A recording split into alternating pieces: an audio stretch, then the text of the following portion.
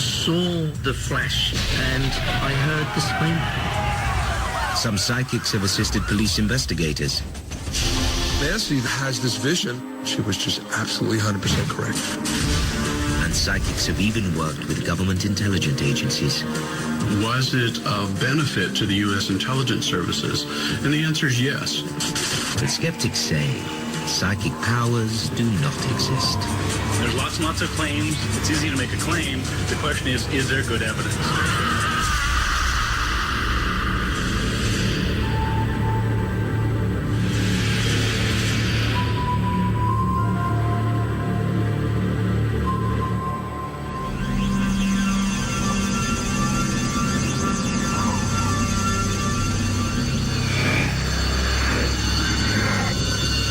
Almost like I might have a TV camera in my head with that person's information running like a continuous reel or show. Laurie McQuarrie claims she has psychic powers. I get sensations. Sometimes I feel like I'm onto other levels of awareness. Over the years, she says she used her ability to help police. There is one case that has always stayed with her. In Phil Brooks' case, I had the strongest feeling. This was vindictiveness. In the American West, it's 1994 in Wheeler County, Oregon.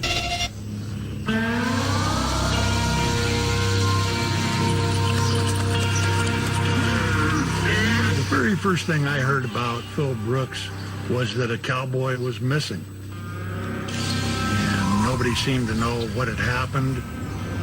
And when a cowboy is missing, you've got to figure something bad has probably happened. Rick Stieber is an author who has been writing about the Brooks case for years. Phil was just kind of an ordinary Eastern Oregon boy. He stood 6'2", he weighed 190 pounds, he was 23 years old. He worked hard, he played hard. Jimmy Collins, who owned the ranch, was the first one to find that Phil was missing. That morning when Jimmy came out, Phil's pickup was there, the horse wasn't there, and Phil wasn't there. 24 hours after he left the ranch, there is still no sign of the cowboy.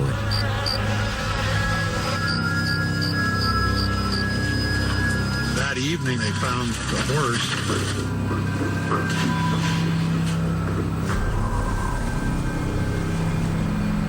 It was kind of surmised that his horse had bucked him off.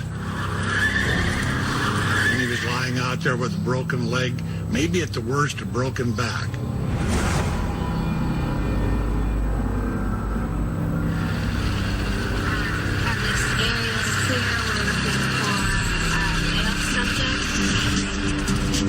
The next day, Wheeler County authorities launched a search and rescue team to try to find the missing man.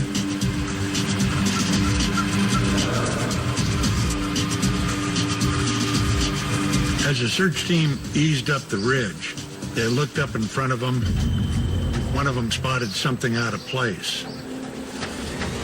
As they got closer, they saw that it was a hat and that Phil Brooks was lying there on the ground. They could see on his shirt from the blood that something had happened to his chest area. Base, we've located a cowboy hat that looks like it could. The sheriff of Wheeler County came up, he lifted up the shirt and saw a round hole. The cowboy had been shot in the chest with a high-powered rifle. Investigators weren't sure if they were looking at a crime or an accident. At first, most people assumed, even though it wasn't rifle hunting season, maybe somebody was poaching.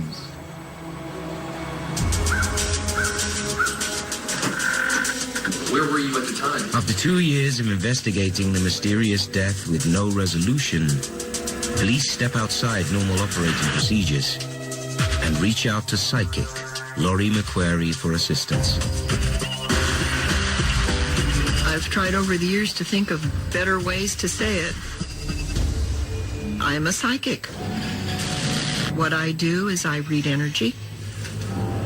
I'll get an image of a name, or I will get something that I think is particular to the case. I get them just like it's a show in my head, a rerun of a movie. And that's how it comes to me. I'm the messenger.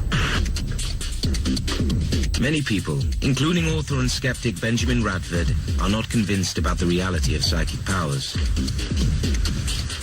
Psychics will claim to tell the future. You know, they'll read your palms, they'll do tarot cards. Other psychics claim to solve crimes, for example, for police or missing persons cases. Other psychics claim to be able to predict the future. There are many people who claim to have psychic abilities. The problem is that when you put these abilities under controlled tests and you closely examine them, they fail. Regardless of what skeptics think, McQuarrie claims she had a very strong physical reaction in the case of the missing cowboy. When I'm working a case, if the police say, is this person dead or alive? If they're gone, I get a sense, heavy, right in the middle of my chest. And I found that to be pretty accurate. In Phil Brooks' case, the first thing I remember very strongly, this was personal. This was not an accident. This was something that Phil had been upset, angry about. I'm aware of psychics claiming they have the ability to help police, other investigators, resolve crimes. Ronald Lindsay is an author and skeptic who is not convinced that alleged psychics have anything to offer law enforcement. My understanding of the track record of these psychics is that it's actually not very good. Oregon police are still trying to determine if the cowboy's death is accidental. But McQuarrie believes it was cold-blooded murder. I was very, very adamant with the detective. This was not an accident. Psychics often claim they have insights into crimes. And in the eastern United States, another psychic offers assistance to New Jersey police. When I experience sight psychically, I have vision, I have hearing, outside of the known parameters. I get knowledge that I never knew I had. September 12th, 1985 is an afternoon like any other in Washington Township. Until a young high school girl misses her bus home. This case started out as a missing person case for us. It was a 14-year-old girl that simply did not return home from school. And it would not be that unusual for something like that to happen with a 14-year-old. Retired police detective George Duker spent 25 years on the force and says this is a case he'll never forget. This particular girl we knew. We knew her. She was a good kid. She really was. She was talented. She was into music and art and things, and just certainly not a problem. I had a woman call me who said that a girl in her town who she knew is missing.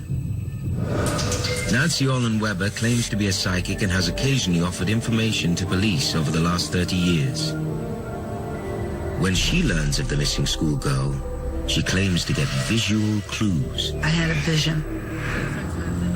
I saw her as a beautiful spirit, bright, talent, caring, the kind of person everybody liked to be friends with and the kind of person who liked to be friends with everyone.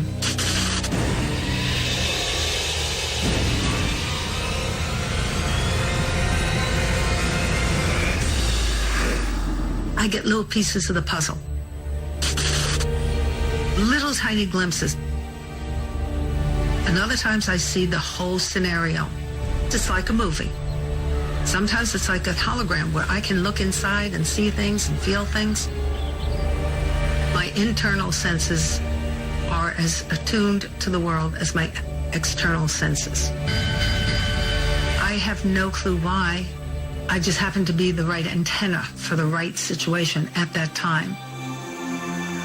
And so when it came to Rachel, I felt like I was watching her. I was watching her with her girlfriends, walking home from school. I saw them all loving her. Orlin Weber is concerned for the girl's safety, so she calls police and leaves a message offering information. I immediately got an impression in my mind, and I didn't even want to look at it. It was pretty horrible. Orlin Weber claims her visions get more alarming, especially when she sees a young man connected to the missing schoolgirl. I had a vision. She was alone, and I saw him. Meantime, the Washington Township Police intensify their search. Early 2000. So it looks natural. So as the day progressed, we started interviewing witnesses. One of the things that repeatedly came up is there was this guy walking in a direction, and they saw Rachel also walking in the direction of her home. Each witness that we talked to brought him and her closer together. And that was the last anyone saw of either one of them. Orlin Weber claims her visions are showing more specific information about the suspect. And then I saw a gas station that they would pass, and I saw this young man working there, and I saw him looking at her. She epitomized what he could never have. Unknown to Orlin Weber, witness accounts eventually lead police to question a young man named Michael Manfredonia. We got a description of this man, and he kind of matched the description of a guy that used to work just down the street in a gas station.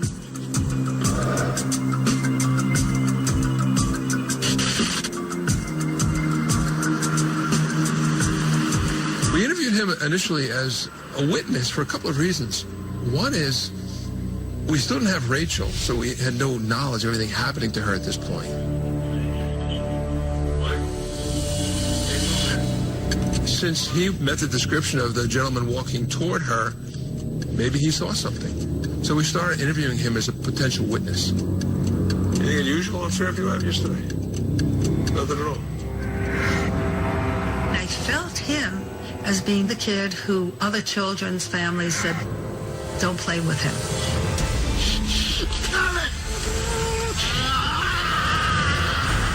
We questioned him at length. It just didn't seem right. Did you ever go back? We started to get some bad vibes. Anything about that at all? Nothing, huh?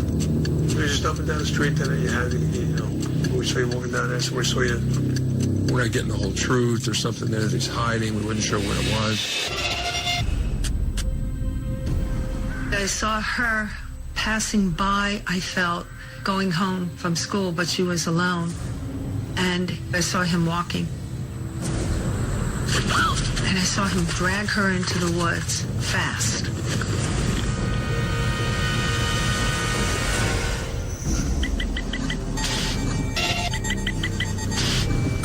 In the western United States, Oregon police are a year and a half into the investigation of the mysterious death of cowboy Phil Brooks. And psychic Laurie McQuarrie offers investigators information in the case.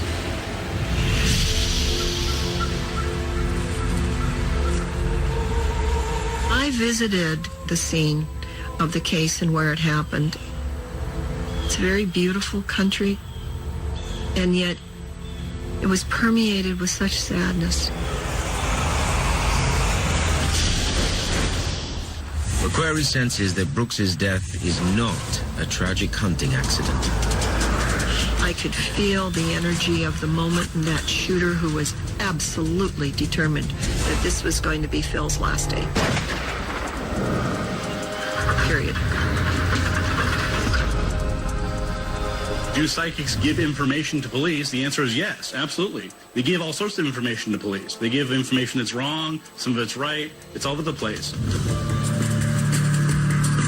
However, some people believe there could be something more to psychic powers. My expertise in part is on people who have telepathy or precognitive experiences. Neuroscientist and psychiatrist Diane Powell studies brain activity of autistics, savants, and self-proclaimed psychics. I don't have any vested interest in this. I'm not a professional psychic researcher. I'm not a professional skeptic of psychic abilities. What do you say about the symmetry between the right and the left brain? What I am is a clinician who sees patients and tries to understand what is going on with them. I will frequently find in people who have a history of psychic abilities that there is epileptiform activity in their brain. So that pattern is called an entrainment response.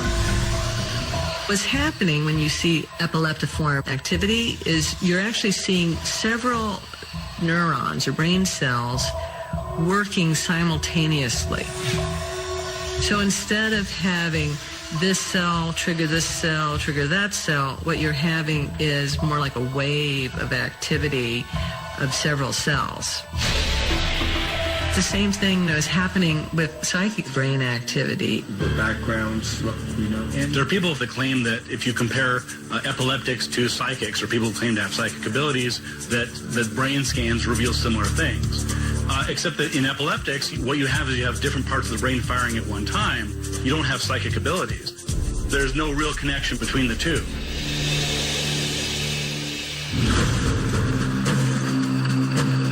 Back in Wheeler County, Oregon, what began as a missing persons case has become a possible murder investigation.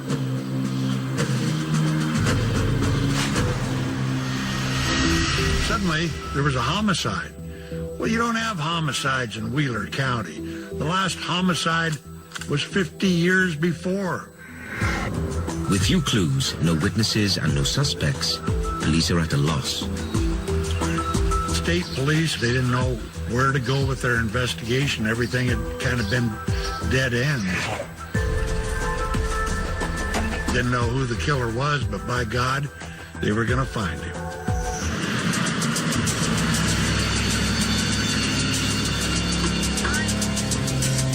Later, McQuarrie remembers that Brooks's horse came back alone after he disappeared. That horse had information. That horse saw it. So that horse was part of the evidence. McQuarrie draws on her alleged psychic abilities, which she claims include a special bond with animals.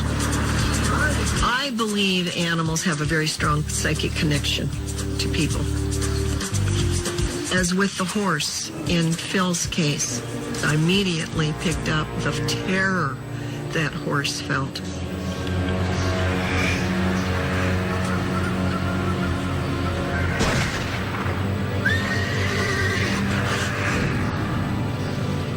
That horse was so panic-stricken that whatever had happened to its owner was going to happen to him next.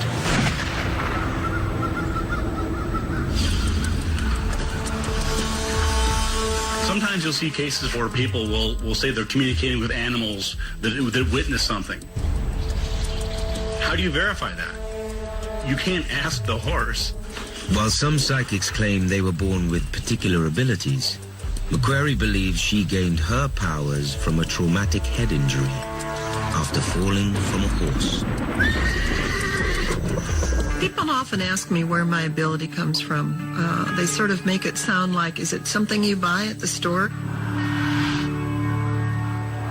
There still isn't complete explanation. But I think it was a direct result of a head injury I had at 18. I had lost grasp of one of the reins. I went to grab it and fell right off the horse on my head.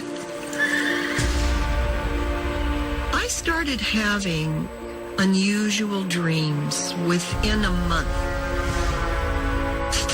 It was startling to me because they grew in intensity and accuracy, and what they began about were plane crashes that happened on the news, and I dreamed them about 2 to 3 days before they happened. I really thought maybe I was a little unhinged, that there was something wrong with me, but the dreams kept getting stronger and stronger. I don't hear voices. I hear thoughts in my head. That's my own voice telling me things. You don't have to fall on your head in order to recognize the ability. A lot of times people just going through traumatic incidents in their lives will suddenly feel that opening of knowledge of otherworldly things.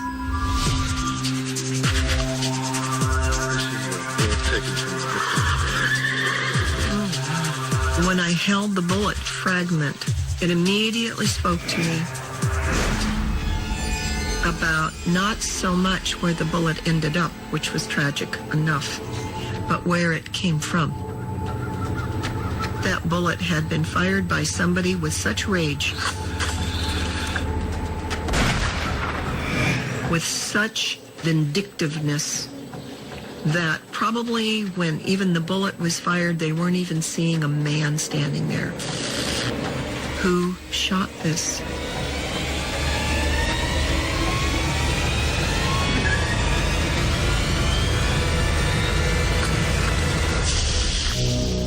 Some people claim to do what's called psychometry, which is when they hold an object in their hands and they say, I can tell you about the person that owned this or the person that touched this. There's lots and lots of claims. It's easy to make a claim. The question is there good evidence? And, if this person really can do that, they should be working for the FBI. Soon, McQuarrie claims her visions told her something about the person who shot Brooks. And it's a woman pulling the trigger.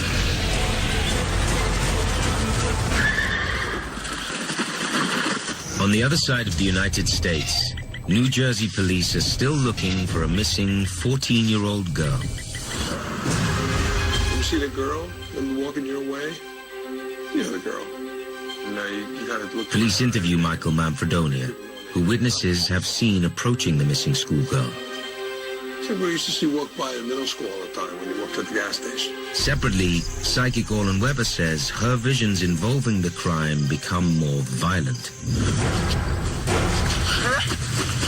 I saw him drag her into the woods, and I felt him being inwardly troubled, and I felt him explode.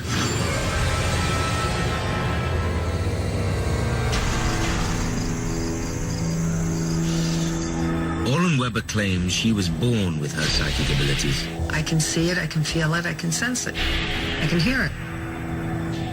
Just my way. As a child, I couldn't step into it at will. It would simply happen all the time.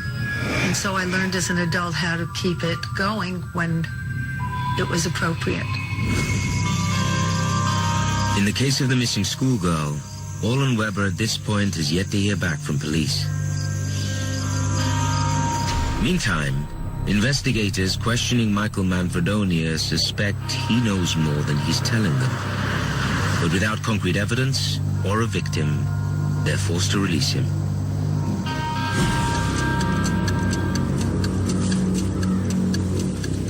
I organized an extensive search team for Rachel. And the sergeant called me and he said, we found one of her shoes. I was trying to think good thoughts. They were praying that she was fine.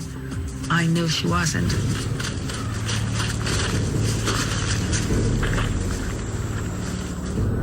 But then I got to the crime scene and I saw the reality of what happened. Now, for police, It's a murder investigation. Eventually, police get back to Orlin Weber, who'd left a message offering information. We really hadn't used psychics up until that time. And we had heard of Nancy because I know she had worked with a neighboring police department. And so she wanted to talk to us about a potential suspect. Hello, Nancy. Yes, hi. We really didn't get a chance to talk to Nancy until after we had already found Rachel.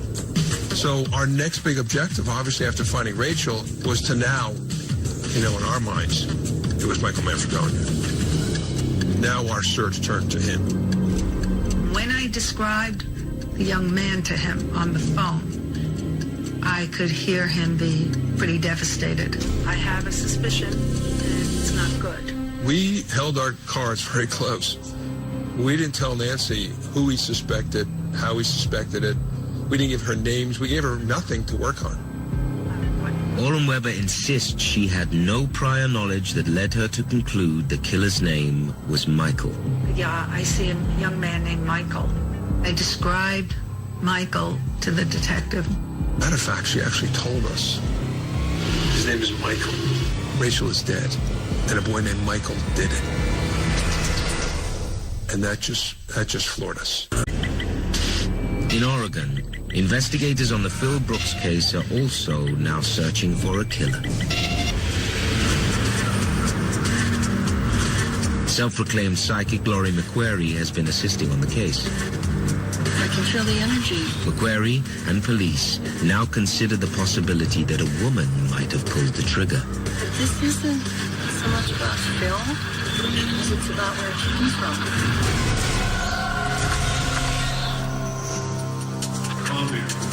Police bring in a number of people for questioning,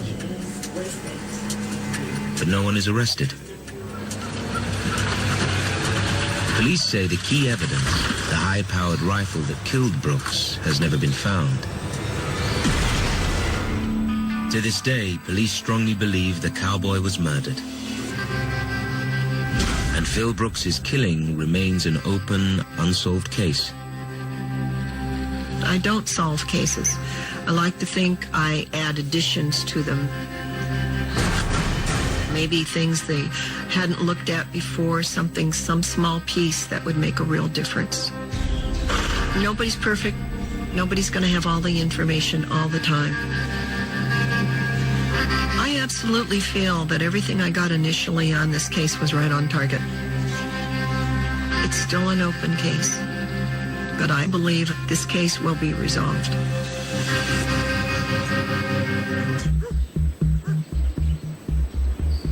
Neuroscientist and psychiatrist Diane Powell continues to research how the brain functions in people claiming to have psychic abilities. I have seen that there are certain conditions that people have that predispose them to more psychic experiences than your average person. Powell is exploring the possibility that there's a pattern inside the brains of people who have these alleged abilities. In psychic abilities, the left brain and the outer regions of the brain play less of a role. They're subdued, and the information is really coming from deeper parts of the brain, the parts of our brain that are involved in dreaming.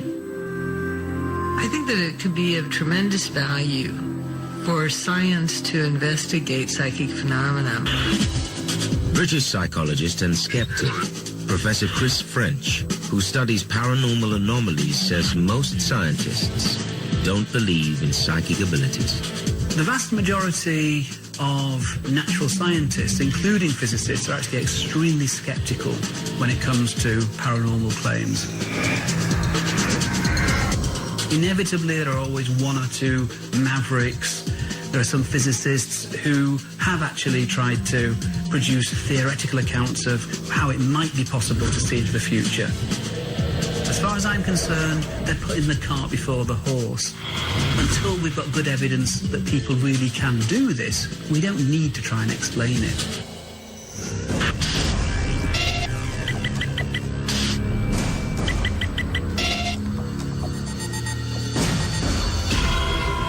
In England, not far from London, self-proclaimed psychic Chris Robinson claims he can glimpse the future, which comes to him in fragments as he dreams. I had a dream, a nuclear radioactive fallout cloud approaching London from the east. A week later, Chernobyl. That did make me sit up and think that that was really strange. Chris Robinson believes his psychic abilities are a result of a near-death experience. When I was 16 years old, I had a motorcycle accident. I was very seriously injured. On my way to the hospital, I clearly remember looking down on myself in the ambulance on that journey. After that, Robinson says he began to have dreams that foretold the future. It's like being in the middle of a radar screen. And it's as if the future in front of you pops up on that screen, and the dreams allow you to see little bits of it. So if something is going to happen around me today or tomorrow, that event will appear on the radar screen. He describes his dreams, which are often about large-scale disasters. Chernobyl, dozens of IRA attacks, the bombing in Manchester, then 9/11, and a variety of other incidents scattered around the world.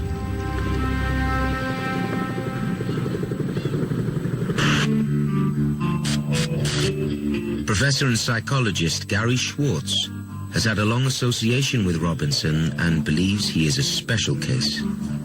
Christopher Robinson became known as the Dream Detective.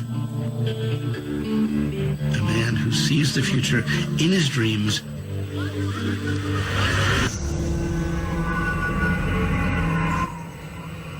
Robinson says his dream about a 747 exploding over Scotland put him on the police radar. I have told 2 police officers at Scotland Yard. And I also gave them some other information where and how the bomb was placed on the aeroplane. And the fact that it was going to happen that day. On December 21st, Pan Am Flight 103 blew up over Lockerbie, Scotland, killing 270 people.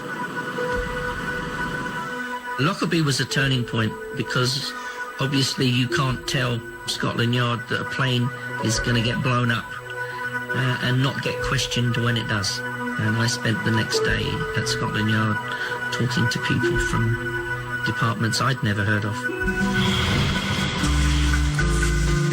As a dream psychic, I've worked with a variety of organizations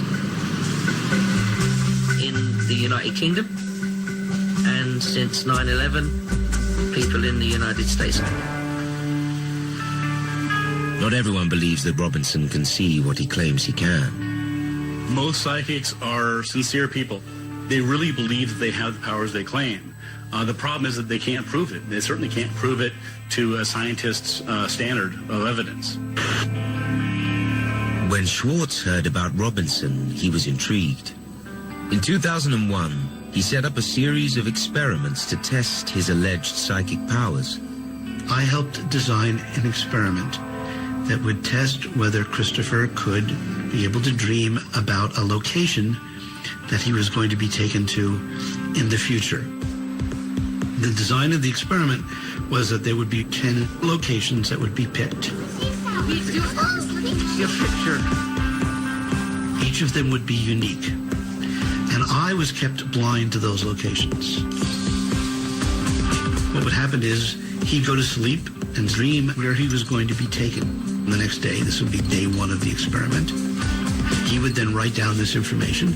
The next morning, I would come to his hotel, and he would show me what he had written. Close your eyes. Okay. What are the words for today? Pitch, sun and mirror, are Olympus. This is the Kitt Peak National Observatory. Oh boy. You got sun and Sunday And mirror. and mirror And CCD devices. Right, it's all about there. sun. It's All the whole there. thing. Schwartz claims he tested Robinson's psychic dream abilities in 10 different locations over 10 days. And he says Robinson correctly predicted multiple details in each location. The results were extraordinary. Christopher's dreams were accurate for 10 out of 10 sites. He was just in super motivated, super rare form. The universe talks to you, doesn't it? The universe talks to me. The totality of the findings from this particular demonstration clearly indicate that something anomalous, some special psychic ability or set of abilities was being demonstrated. The meaning of dreams has been a baffling subject since the biblical age. If you look in the Bible, a famous story of Joseph and his dreams was looked upon as, oh, this is a way to foretell the future. In part, that's because people don't understand what dreams were about. The ancients believed that the dream time was actually given by the gods, and that was the time when we were communicating with the spirits. And so it's natural to think that somehow the visions and ideas that come to us in dreams are somehow prophetic and meaningful. But if you look at the history of it, there's no proof that it's true.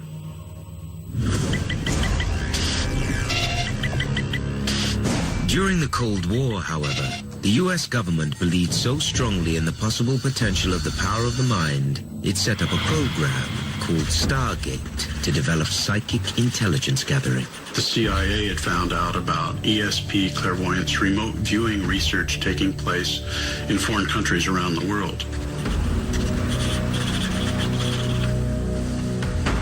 Skip Atwater is a former U.S. Army intelligence officer who worked on Stargate. They commissioned Stanford Research Institute to replicate those experiments. They considered the possibility of a intelligence threat. If these people could see into our most secret places, that would be a problem. There was about $20 million spent in 25 years. In terms of government programs, it was really a pretty cheap program.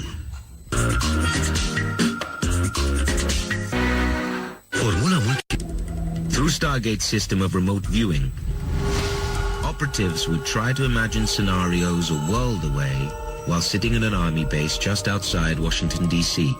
Remote viewing is very much like the early definition of extrasensory perception. The ability to describe or access information that's blocked from our ordinary way of knowing.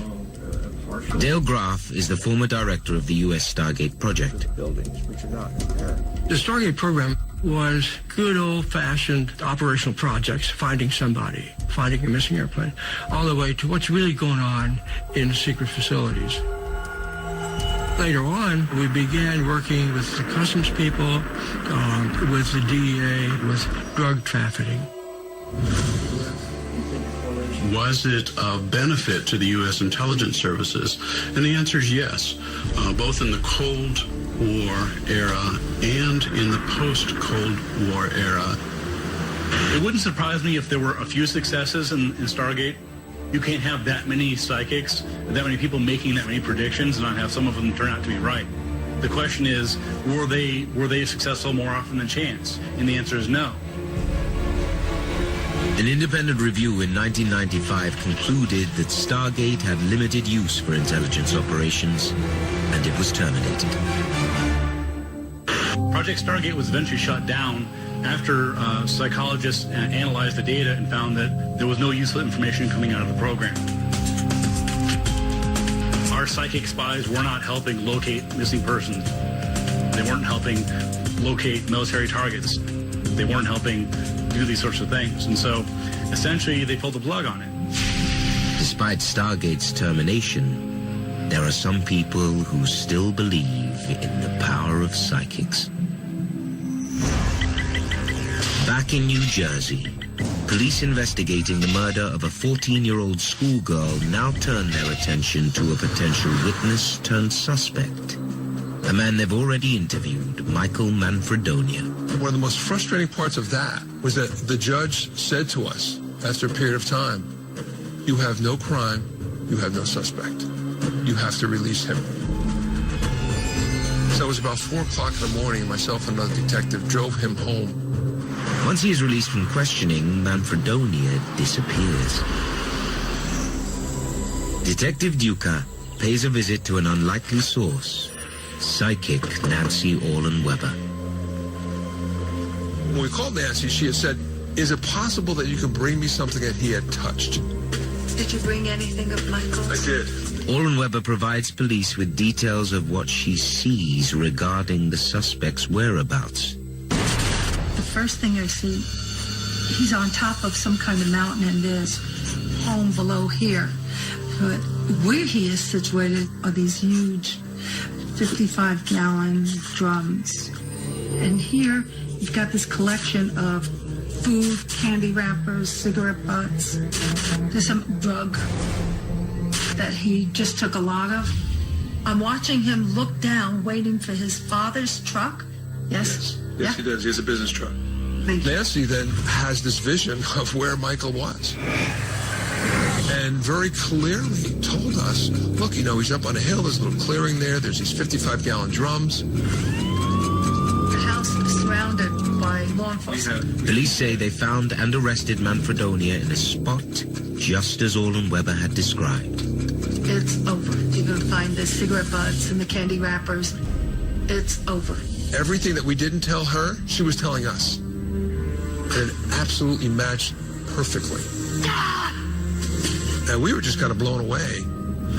Ultimately, Michael Manfredonia was tried, convicted, and sentenced to life in prison. While investigators say Orlen Weber didn't solve the crime, Duca believes she knew certain facts the police didn't disclose and that were not reported in the media. When you look at the drawing that Nancy had made, it was, and if you took a picture of that scene, it was like, put them side by side. They were almost identical. And you would say, how does that happen? Nancy has this vision. She was just absolutely 100% correct. I just do the work and leave. For me, that's my job. I'm part of a team. I'm not the answer. When it comes to using psychics, I would say, check it out. Listen to them. Run down their leads. Well, Nancy, whatever resources available to law enforcement, you've got to use it.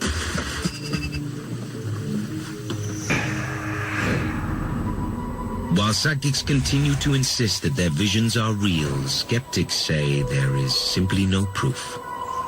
I don't pretend to be 100% accurate. I don't expect to be 100% accurate. I'm human. Can I be wrong? I don't like to be. I would rather be right on target, but it's also part of the penance of being human that I take. I have vision.